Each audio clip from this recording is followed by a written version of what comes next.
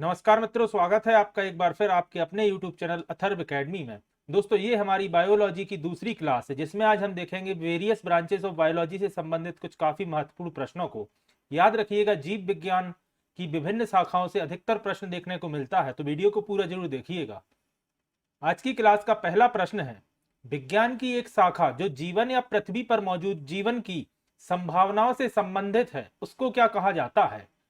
Option दिए गए हैं एटोमोलॉजी, एक्सोबायोलॉजी, माइकोलॉजी या जीवाश्म विज्ञान। तो याद रखिएगा, विज्ञान की शाखा जो जीवन या पृथ्वी पर मौजूद जीवन की संभावनाओं से संबंधित अध्ययन करते हैं उसे एक्सोबायोलॉजी कहा जाता है। तो ऑप्शन नंबर 20 प्रश्न का सही जवाब होगा। अगला प्रश्न है, निषेचन, विकास, विभाजन और विभिन्नता के अध्ययन को किस नाम से जाना जाता है? ऑप्शन है भ्रूण विज्ञान, फाइकोलॉजी, अनुवांशिकी या फिजियोलॉजी। तो याद रखिएगा, निषेचन, विकास, विभाजन और विभिन्नता के अध्ययन को भ्रूण विज्ञान कहा जाता है। तो ऑप्शन नंबर ए इस प्रश्न का सही जवाब होगा।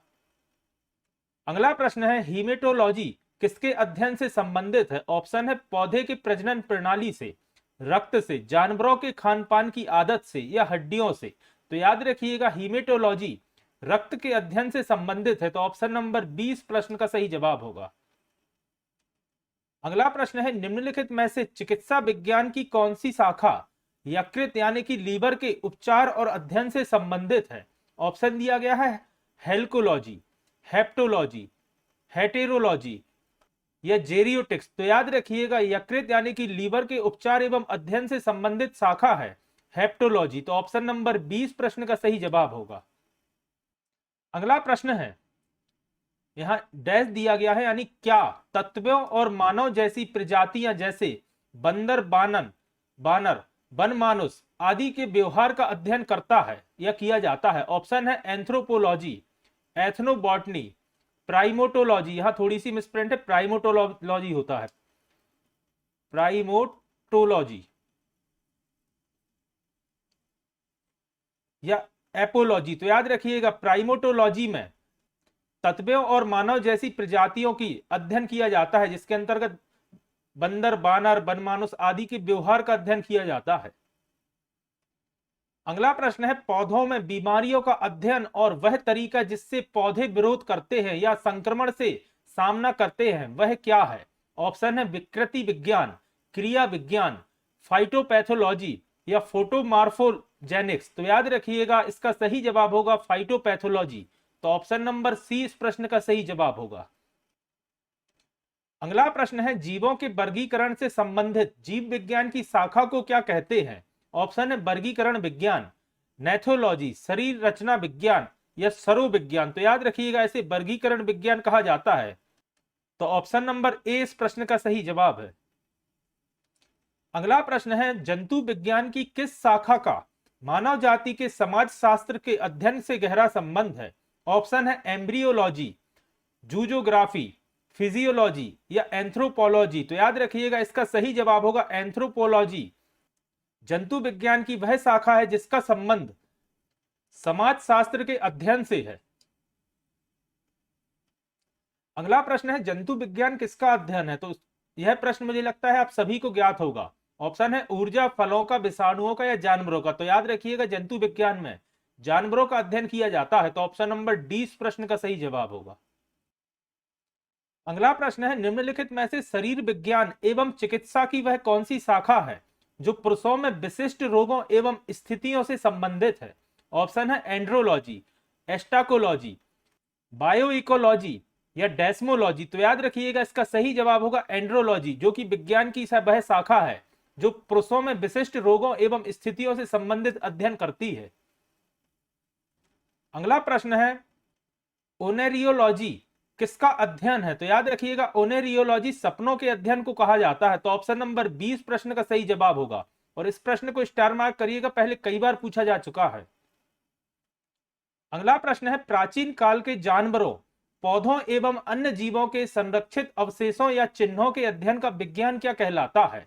ऑप्शन है ना विज्ञान, जिसे एंथ्रोपोलॉजी कहा जाता है, पुरातत्व विज्ञान जिसे आर्कियोलॉजी कहा जाता है, जीवाश्म विज्ञान जिसे पैलियोटोलॉजी कहा जाता है, या औषधि विज्ञान जिसे फार्माकोलॉजी कहा जाता है। तो याद रखिएगा, प्राचीन काल के जानवरों, पौधों एवं अन्य जीवों के संरक्षित अवशेषों एवं चिन्हों के अध्ययन को जीवाश्म विज्ञान या पैलियोटोलॉजी कहा जाता है। और याद रखिएगा, आपको ऑप्शन में जीवाश्म विज्ञान की जगह पैलियोटोलॉजी भी देखने को मिल सकता है, तो इसे भी याद रखिएगा। अगला प्रश्न है, बायोसिस्टेमैटिक्स का उद्देश्य क्या है? ऑप्शन है व्यापक आकृति विज्ञान के तथ्यों के आधार पर जीवन का वर्गीकरण। साइटोलॉजिकल, यहां याद रखिएगा साइटोलॉजिकल है, विशेषताओं के आधार पर जीवों की पहचान और व्यवस्था। जीव के विभिन्न वर्गीकी और सीमित करना और उसके संबंध स्थापित करना, मतलब जीव की विभिन्न वर्गीकी को सीमित करना और उसके संबंध स्थापित करना।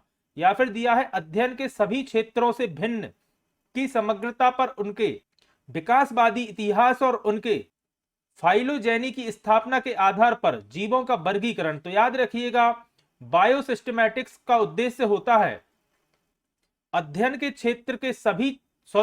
के सभी क्षेत्रों से भिन्न समग्रता पर उनके विकासवादी इतिहास और उसके फाइलोजेनी की स्थापना के आधार पर जीवों का वर्गीकरण। तो ऑप्शन नंबर डी इस प्रश्न का सही जवाब होगा।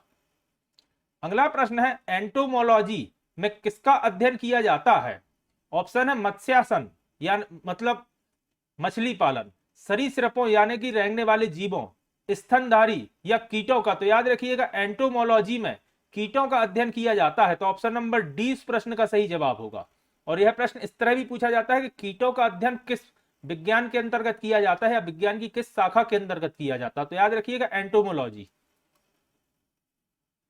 अगला प्रश्न है, टॉक्सिकोलॉजी किसका अध्ययन है? तो इसके नाम से ही आप समझ रहे होंगे, टॉक्सिकोलॉजी होता है जहर का अध्ययन। तो ऑप्शन नंबर 20 प्रश्न का सही जवाब होगा। अगला प्रश्न है, पादप विज्ञान में किसका अध्ययन किया जाता है? ऑप्शन है मानव शरीर रचना, पौधों का, शुद्ध मात्रिकी का या मानव मनोविज्ञान का। तो याद रखिएगा, पादप विज्ञान में पौधों का अध्ययन किया जाता है। तो ऑप्शन नंबर 20 प्रश्न का सही जवाब है। अगला प्रश्न है, रेशम के कीड़े का पालन क्या कहलाता है? यानी कि रेशम के कीड़ों के पालन को क्या कहा जाता है? तो दोस्तों यह प्रश्न रिपीट हुआ है और आप सभी जानते हैं रेशम के कीड़ों के पालन को सेरीकल्चर कहा जाता है। तो ऑप्शन नंबर डी इस प्रश्न का सही जवाब होगा। अगला प्रश्न है, ऑन्कोलॉजी किस बीमारी के उपचार से जुड़ा है? तो याद रखिएगा, ऑन्कोलॉजी का संबंध कैंसर के उपचार से। तो ऑप्शन नंबर सी इस प्रश्न का सही जवाब होगा। अगला प्रश्न है, एपीकल्चर किससे संबंधित है? ऑप्शन है मधुमक्खी, मछली, कीट या रेशम का कीड़ा। तो याद रखिएगा, एपीकल्चर का संबंध मधुमक्खी पालन से है। तो ऑप्शन नंबर ए इस प्रश्न का सही जवाब होगा। अगला प्रश्न है, कवक विज्ञान क्या है? ऑप्शन है बैक्टीरिया का अध्ययन, कुकुरमुत्ता का अध्ययन, वायरस का अध्ययन या परजीवियों का अध्ययन। तो ये प्रश्न इस तरह से होना था, कवक विज्ञान का संबंध निम्नलिखित में से किन से है? तो याद रखिएगा, कुकुरमुत्ता का अध्ययन। कुकुरमुत्ता यानी कि मशरूम के अध्ययन से संबंध है कवक विज्ञान का। और याद रखिएगा, मशरूम एक तरह का कवक होता है। अगला प्रश्न है, माइकोलॉजी के अंतर्गत किसका अध्ययन किया जाता है? ऑप्शन है मानव कोशिकाओं का, कवक का, विषाणु का या जीवाणु का। तो याद रखिएगा, माइकोलॉजी के अंतर्गत कवक का अध्ययन किया जाता है। तो ऑप्शन नंबर 20 प्रश्न का सही जवाब होगा। अगला प्रश्न है, जानवरों के उनके पर्यावरण के साथ संबंधों के अध्ययन को क्या कहा जाता है? ऑप्शन है इथोलॉजी, एंटोलॉजी, क्लाइमेटोलॉजी या इकोलॉजी। तो याद रखिएगा, जानवरों के उनके पर्यावरण के साथ संबंधों के अध्ययन को इकोलॉजी कहा जाता है। तो ऑप्शन नंबर डी इस प्रश्न का सही जवाब होगा। और प्रश्न को अच्छे से एक बार पढ़िएगा, जानवरों को उनके पर्यावरण के साथ संबंध, यानी कि जानवरों का जो उनके पर्यावरण के साथ संबंध है उसके अध्ययन को क्या कहा जाता है? तो उसे इकोलॉजी कहा जाता है। अगला प्रश्न है, विभिन्न प्रकार के ऊतकों के अध्ययन को क्या कहा जाता है? तो इसके नाम से ही आप समझ रहे होंगे, उसे ऊतक विज्ञान कहा जाता है। तो ऑप्शन नंबर डी इस प्रश्न का सही जवाब होगा। अगला प्रश्न है, चट्टानों के अध्ययन को क्या कहा जाता है? दोस्तों यह प्रश्न भी काफी बार रिपीट हुआ है कई एग्जाम्स में। ऑप्शन है क्रायोस्फीयर, जियोमोर्फोलॉजी, मिनरलॉजी या पेट्रोलॉजी। तो याद रखिएगा, चट्टानों के अध्ययन को पेट्रोलॉजी कहा जाता है। तो ऑप्शन नंबर डी इस प्रश्न का सही जवाब होगा। अगला प्रश्न है, एरोनियोलॉजी किसका अध्ययन है? तो याद रखिएगा, एरोनियोलॉजी होता है मकड़ी या मकड़ों के अध्ययन को कहा जाता है? तो ऑप्शन नंबर 20 प्रश्न का सही जवाब होगा।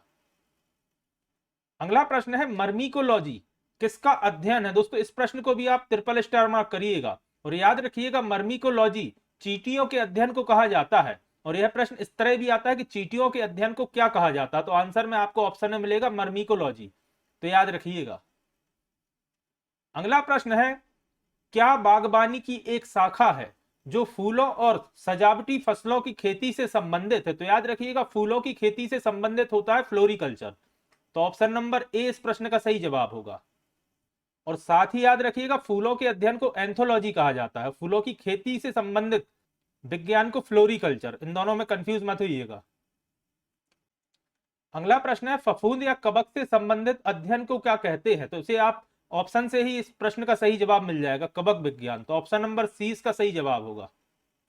और याद रखिएगा एग्जाम में कई बार आपको हिंदी के ऑप्शन में आपको सही जवाब मिल जाता, इंग्लिश में अगर इसी को दिया होता तो माइकोलॉजी कहा जाता और हिंदी में कवक विज्ञान, याद रखिएगा। अगला प्रश्न है निम्नलिखित में से किसका संबंध सिल्वी कल्चर के साथ है? सिल्वी कल्चर को हिंदी में वन बंधन कहा जाता है, याद रखिएगा वन बंधन, वन वर्धन, या इंग्लिश में से सिल्वी कल्चर कहा जाता है और इसका संबंध होता है जंगली फसलों से, तो ऑप्शन नंबर डी इसका सही जवाब होगा, जंगली फसलें। अगला प्रश्न है पक्षियों द्वारा की जाने वाली परागण की प्रक्रिया को किस नाम से जाना जाता है? ऑप्शन है हाइड्रोफिली, एंटोमोफिली, एम्ब्रियोफिली या ऑर्निथोफिली। तो याद रखिएगा पक्षियों द्वारा की जाने वाली परागण की प्रक्रिया को ऑर्निथोफिली कहा जाता है, तो ऑप्शन नंबर डी इस प्रश्न का सही जवाब होगा। अगला प्रश्न है एक्सोबायोलॉजी एक विज्ञान है जिसका संबंध है, ऑप्शन है लुप्त रूपों के साथ, अन्य ग्रहों के जीवन के साथ, बाह्य अंतरिक्ष में जीवन के साथ या समुद्री आवास में जीवन के साथ। तो याद रखिएगा एक्सोबायोलॉजी का संबंध होता है बाह्य अंतरिक्ष में जीवन के साथ, तो ऑप्शन नंबर सी इस प्रश्न का सही जवाब होगा। अगला प्रश्न है मानव त्वचा का अध्ययन करने वाली विज्ञान की शाखा को क्या कहते हैं? ऑप्शन है टेरिडोलॉजी, स्किनोलॉजी, डर्मेटोलॉजी या बायोफिजिक्स। तो याद रखिएगा आप सभी जानते हैं डर्मेटोलॉजी कहा जाता है त्वचा से संबंधित विज्ञान को, और त्वचा से संबंधित डॉक्टर को कहा जाता है डर्मेटोलॉजिस्ट, याद रखिएगा। तो ऑप्शन नंबर सी इस प्रश्न का सही जवाब होगा। तो दोस्तों ये थी हमारी बायोलॉजी की दूसरी क्लास, जिसमें आज हमने देखा जीव विज्ञान की विभिन्न शाखाओं से संबंधित काफी महत्वपूर्ण प्रश्नों को। आशा करता हूं आज की क्लास आपके लिए पसंद आई होगी। अगर आज की क्लास आपको पसंद आई हो तो वीडियो को लाइक करें, कमेंट करें, और अगर आपने अभी तक अथर्व एकेडमी चैनल को सब्सक्राइब नहीं किया है तो चैनल को सब्सक्राइब करें एवं ज्यादा से ज्यादा लोगों तक शेयर करें। और आज शाम को मैंने सोलर सिस्टम की एक वीडियो डाली है, तो चैनल की प्लेलिस्ट में जाकर एक बार उस वीडियो को भी आप जरूर देखिएगा। ज्योग्राफी में सोलर सिस्टम से एक या दो प्रश्न कंफर्म ही होता है कि आपके एग्जाम में पूछे जाते हैं, तो एक बार प्लेलिस्ट में जाकर उस वीडियो को भी आप जरूर देखिएगा। कल फिर हाजिर होता हूं अपनी नेक्स्ट वीडियो के साथ। धन्यवाद दोस्तों।